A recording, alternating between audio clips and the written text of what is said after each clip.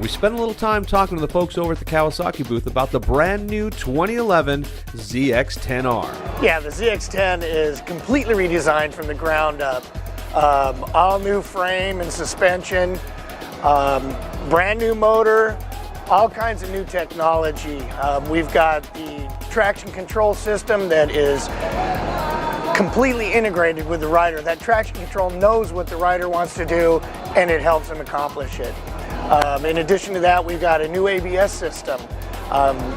Again, rider interactive, taking into consideration where the rider is on the track, what his speed is, what his corner is, and acts appropriately. It's a great system, brand new, latest and greatest technology.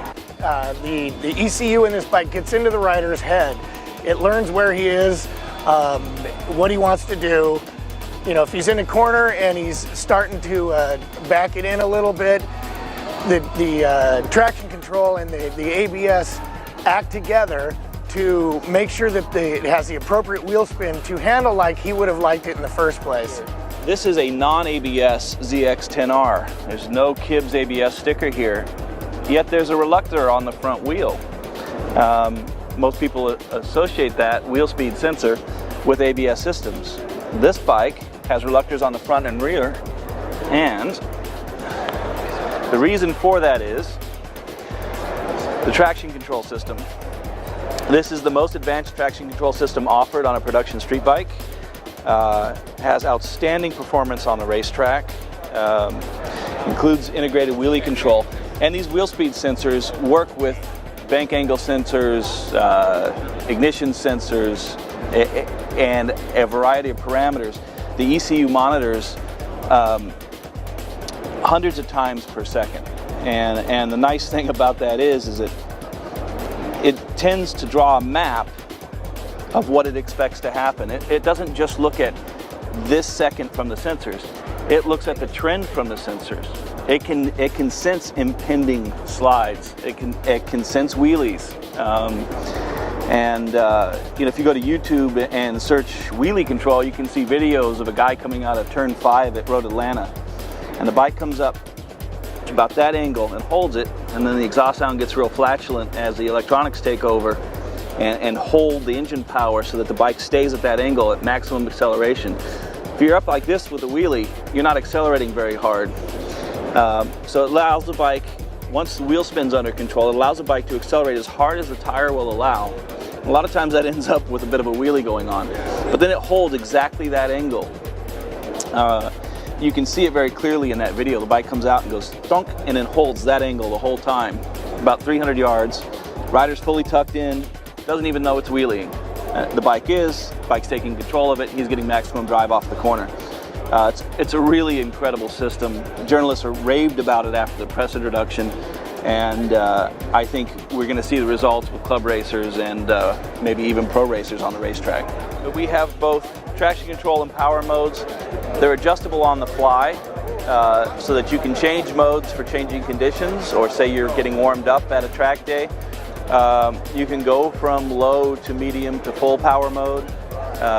You can change your traction control threshold to suit warming tires, or again changing track conditions. It's really a comprehensive system, and again, this is a non-ABS bike, but it has all of that functionality in the base bike. This switch going down changes your different traction control parameters, all right, or your presets.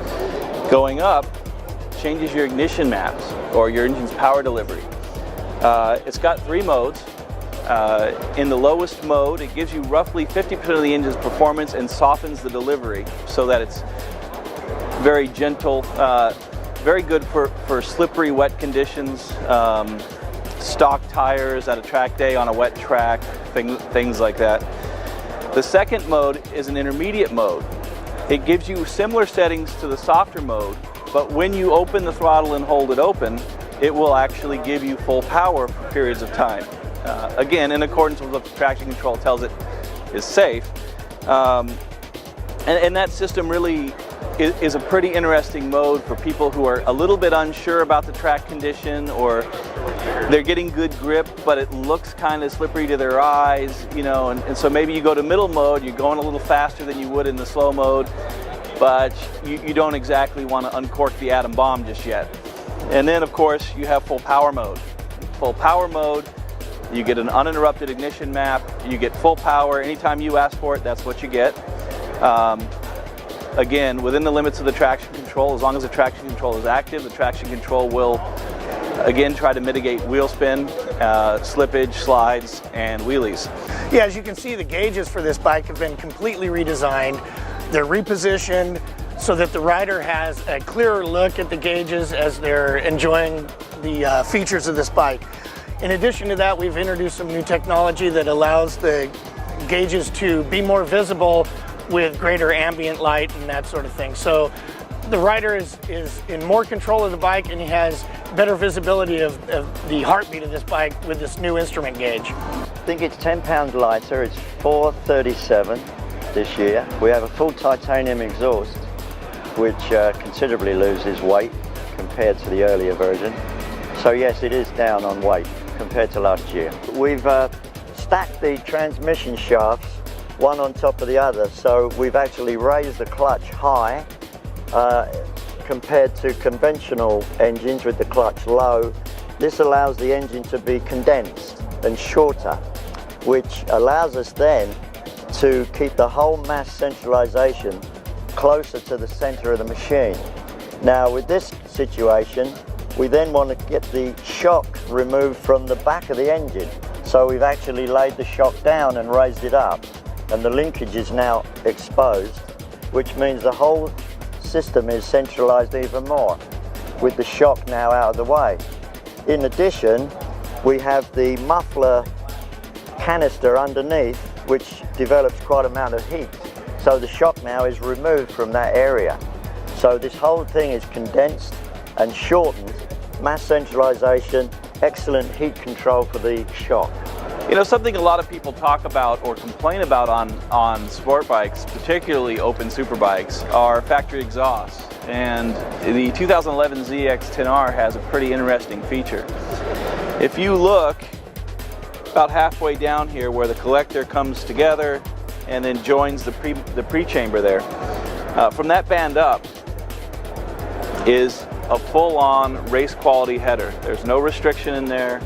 There's absolutely nothing there to distinguish that header from a race pipe, other than it's a little more durable. But if you look at the quality of the welds, the titanium alloy, unfortunately this bike's never been run, so you don't see the rainbow colors, but it'll turn that bluish rainbow color of good titanium. It becomes a very beautiful piece. And the aftermarket's already spoken about this.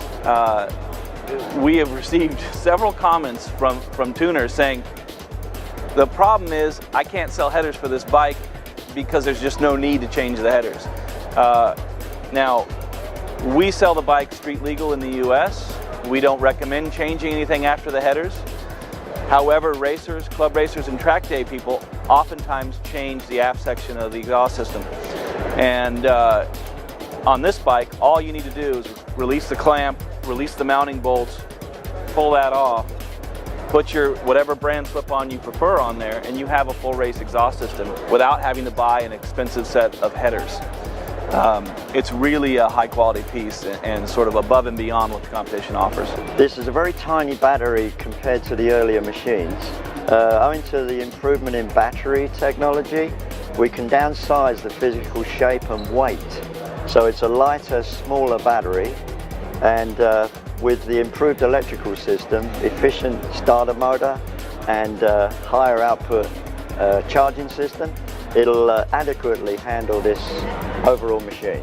How much weight has the battery lost over a previous version? Probably a pound. The intake system's been improved, larger 47mm intakes with a larger airbox. So the whole thing is more efficient with a larger ram air intake through the chassis. So the whole air intake system, induction system's been improved and increased in size. We've had various dynos check them. We've heard 185, 187 at the rear wheel. Yeah. But this is not an official Kawasaki number. Okay. Yeah. So percentage-wise, what have they gained in general on the motor? I think it's 10% top end. mid-range improved, all through the range. It's a faster computer, so fuel injection is efficient, more efficient, so everything, combustion's improved. So the whole output from 0 to maximum is improved throughout the range. We haven't had a chance to test ride the new 2011 ZX10R, but I can tell you, we can't wait.